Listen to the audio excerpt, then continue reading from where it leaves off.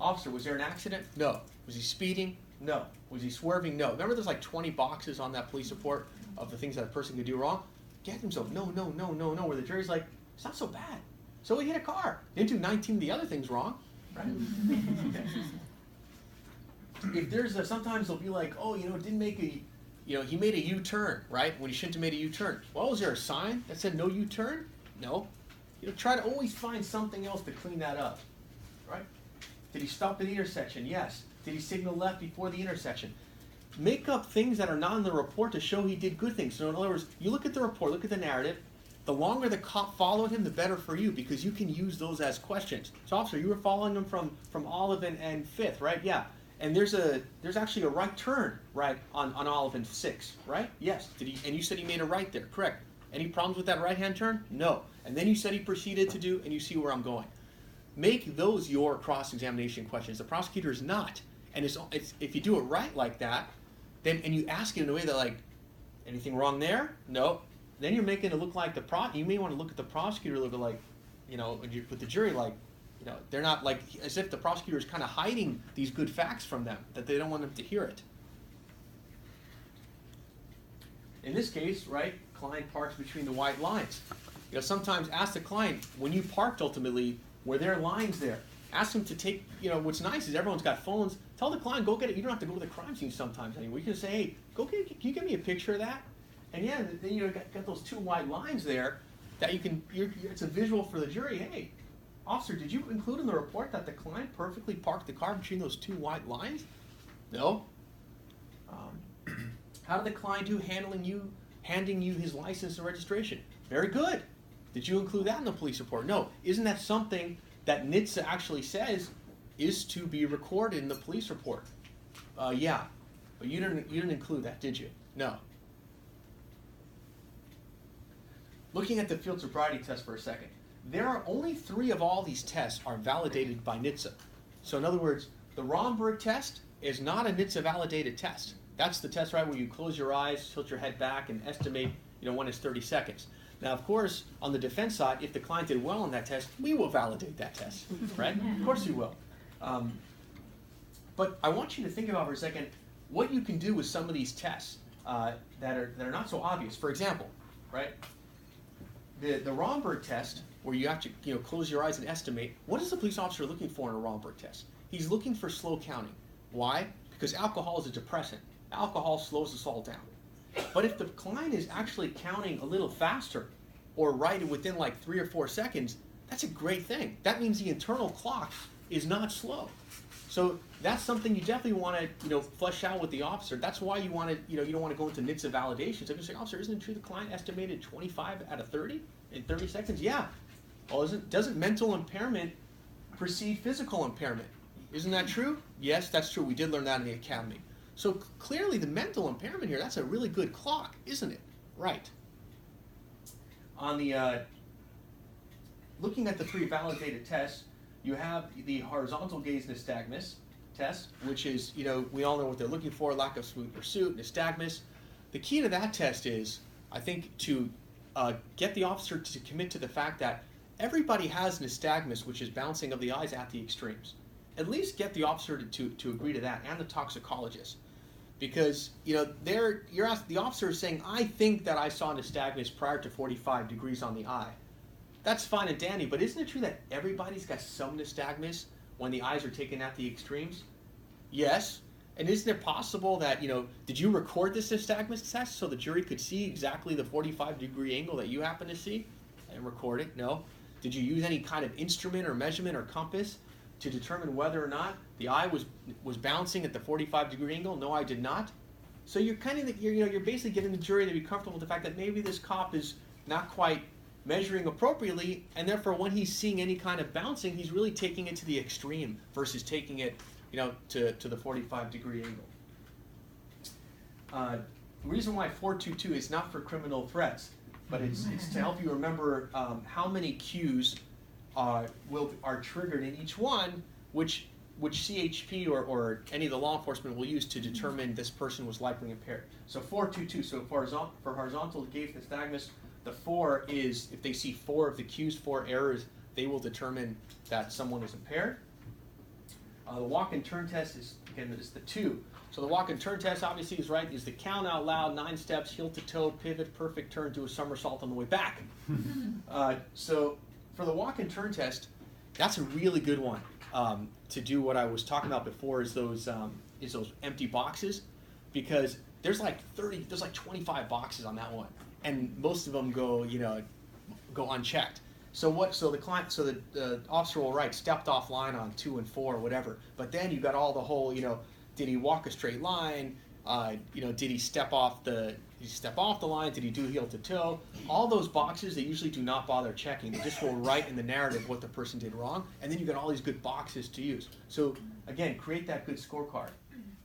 And finally, on the one leg stand where you're supposed to, keep your leg up, watch out for the officers trying to make up things that you did wrong that are not NHTSA cues. So for example, what's very common in the one leg stand is a 1 to 2 inch sway, the officer will note in the report.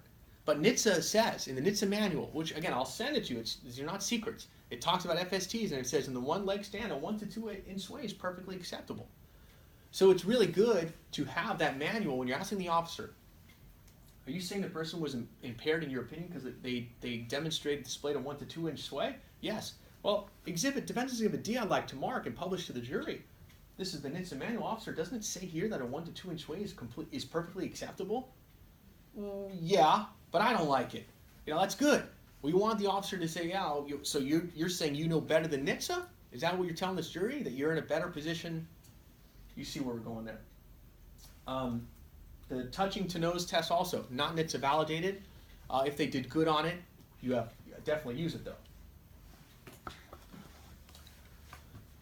Very helpful voir dire questions on all these defenses. Got to get the jury comfortable in the beginning that it's okay to drink and drive.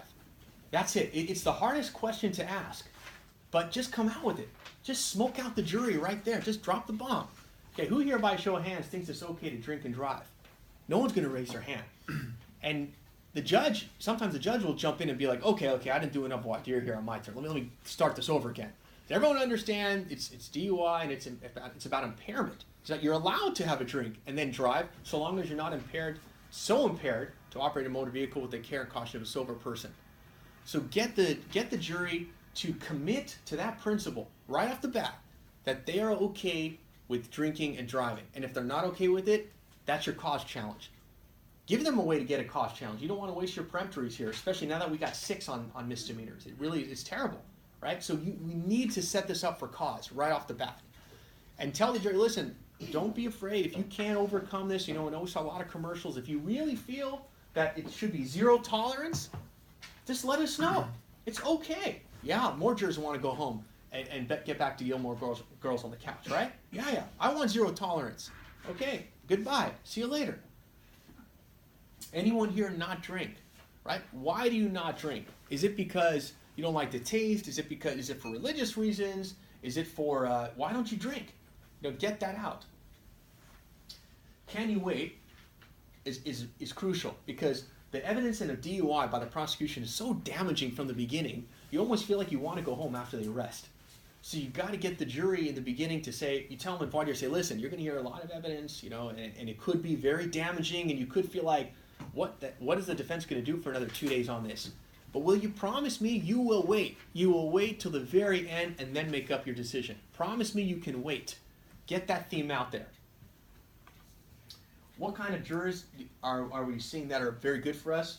People in sports, marketing, people that go to mixers and functions, that drink on a regular basis, obviously. But these are like your top county workers, big drinkers these days. Big, everyone's depressed, so definitely, right? Not in this room, of course, but we're talking about other county, right? Golfers, right? People that golf, people that engage in outdoor sports. You really want as many drinkers as you can. You want to avoid non-drinkers at all costs. Don't want medical professionals. Why not medical? Nurses, LVNs, because they hear nystagmus, they vote guilty, and they're a wild card in the jury room back there. So careful of even the medical technician, goodbye. They become leaders suddenly. They become experts in DUIs, in 10 minutes. You don't want lawyers unless it's a very technical defense, and you want that lawyer to be your foreman in the room. And that I've been doing that lately in voir dire, and it's a beautiful thing. If you kind of are gelling with that leader, this could be in any case. If you're gelling with that juror, you ask them in voir dire, say, I see you're you do like you're in charge of management at this company. Sounds like you're comfortable being a leader, right? Right. How would you feel if you were the foreperson on this jury? How would that make you feel? And the person would be like, yeah, I would love to do that. Say, okay, good. And then, I remember Jesse, the prosecutor, kicked off our foreperson on the last jury, but of course it was an acquittal anyways. Let's see, no medical, no teachers for obvious reasons, school admin, no one convicted of a DUI because they are like, hey, I got DUI, look, I'm fine, so you can get one too, right? Misery loves company. This is a big one, emotional. If you get the whiff of somebody being emotional in voir dire because they have a loved one that was hurt in an accident, say sidebar. You call sidebar if you start to see it happening. Say, Your Honor, I need to request a sidebar here. Just change the weather in the room. Even if the jury knows what you're doing, you've got to prevent that whole sobbing thing. Because it's bad. When it happens, you're like, oh man, this is like, and you know we're not getting a new jury pool for that. So, because all we're going to get is a limiting instruction from the judge to the jury. You are not to consider, thank you, Judge. No one's going to consider someone crying for 4 minutes about their dead niece. Yeah, no, that's not going to affect this trial. So be on the lookout for that. Look for the eyes welling with tears. Right when the charges are read, look at those eyes in the room. Look for anyone like that, like, oh no. And obviously, you got to ask the big question without drawing the emotion. Say, please, I'm asking you, without getting emotional here. You can tell the jury without getting emotional, because this is a court of law. We want to keep it, level playing field for my client. Does anyone feel that this is not the right case for you because of something that happened to you or your family regarding alcohol? Without getting emotional, so we keep it fair here for Mr. So-and-so. DUIs, you're generally not going to get an acquittal in. Let's be real. Let alone any case. Right? We're going for the hung jury almost all the time. And set this up in voir dire. Set it up. Oftentimes there'll be one juror who said they served before, right? And they were part of a hung jury. So you want to focus on that jury with this question. Hey, you a hung jury then? You ever hear the term great minds can differ? Great minds can differ, right? Focus on the great, right? And what is that? You think, was there anything wrong with anyone in that room when everyone differed? No, I just think sometimes it's like 3 people were annoying or whatever, but usually you'll get like, no, we just had a difference of opinion, and you can lead that questioning. Remember, juror's not on direct, so lead away, right? Don't you think that was probably just could be a great minds can differ in life? Sometimes great minds just can't come to an agreement? Yeah. And then in closing argument, you set it up for a hang jury. This is how you do it, right? Tell the jury, you've heard all this stuff about DUI, maybe it was impaired, maybe it wasn't impaired. You've showed your circumstantial jury instruction, which you said you must acquit him, right? But now you're going to go back to that room. It's going to be one juror who's going to say to you, guilty. You make that juror explain each and every one of these reasonable doubts that I pointed up to you, and then tell them to vote. Because great minds can differ. We all promise that. We're all going to listen, we're going to be open-minded about it, but that juror is not going to want to be the one to explain to 11 other people why they're going to backtrack a little bit. In other words, they're going to go to that jury room and be like, I don't want to be that one. I don't want to be the one to explain it.